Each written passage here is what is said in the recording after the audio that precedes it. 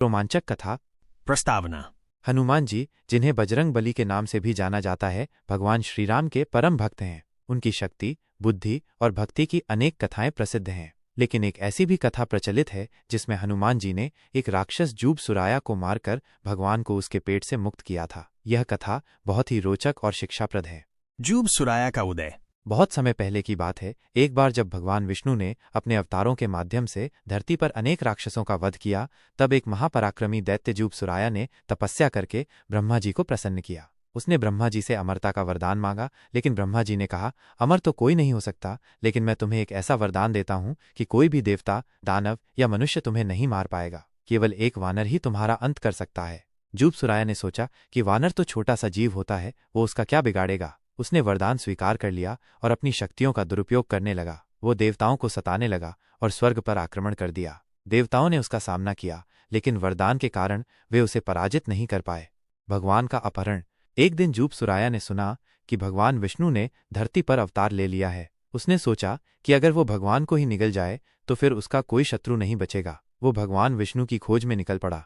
उस समय भगवान श्रीराम के रूप में विष्णु अयोध्या में राज कर रहे थे। जूब सुराया ने एक चाल चली। उसने एक साधु का रूप धारण किया और अयोध्या पहुंच गया। उसने राज दरबार में प्रवेश किया और भगवान राम से मिलने की इच्छा जताई।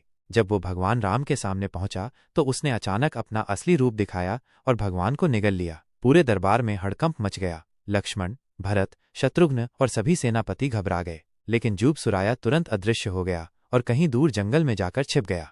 हनुमान जी की खोज। जब हनुमान जी को यह समाचार मिला तो वे तुरंत अयोध्या पहुंचे। उन्होंने स्थिति को समझा और जूब सुराया को ढूंढने निकल पड़े। उन्होंने अपने तपोबल और दिव्य शक्तियों से पता लगाया कि वह राक्षस हिमालय की एक गुफा में छिपा हुआ है।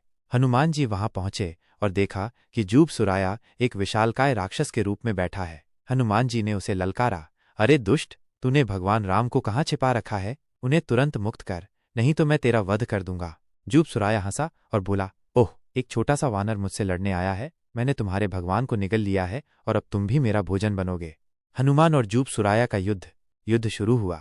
जूब सुराया ने अपनी भुजाओं से हनुमान जी पर प्रहार किया, लेकिन हनुमान जी ने उन्हें चतुराई से बचा लिया। फिर हनुमान जी ने अपना आकार बढ़ाया और जूब सुराया पर वार किया, लेकिन वरदान के कारण जूब सुराया को कोई भी चोट नहीं लगी। तब हनुमान जी ने सोचा कि इस राक्षस को केवल वानर ही मार सकता है और मैं स्वयं एक वानर हूं, लेकिन कैसे? तभी उन्हें एक उपाय सूझा।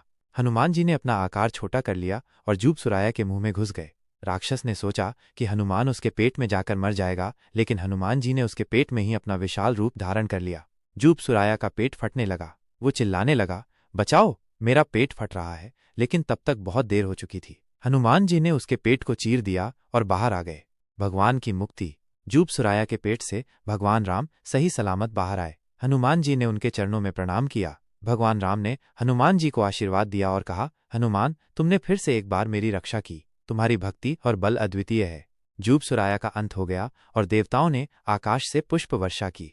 हनुमान जी और भगवान राम अयोध्या वापस लौटे, जहां सभी ने उनका स्वागत किया। कथा का उपसंहार। इस कथा से हमें यह शिक्षा मिलती है कि बुराई चाहे कितनी भी शक्तिशाली क्यों न हो, अंत में सत्य की ही जीत होती है। हनुमान जी की भक्ति और बल ने एक बार फिर सिद्ध किया कि भगवान के भक्तों पर किसी भी संकट का कोई प्रभाव नहीं पड़ता। जय श्री राम, जय बजरंगबली। समाप्त। यह कथा पौराणिक मान्यताओं और लोक कथाओं पर आधारित है। विभिन्न ग्रंथों में इसके अलग अलग संस्करण मिलते हैं। अगर ये कहानी आपको पसंद आई हो तो वीडियो को लाइक करें और चैनल को सब्सक्राइब करें। धन्यवाद।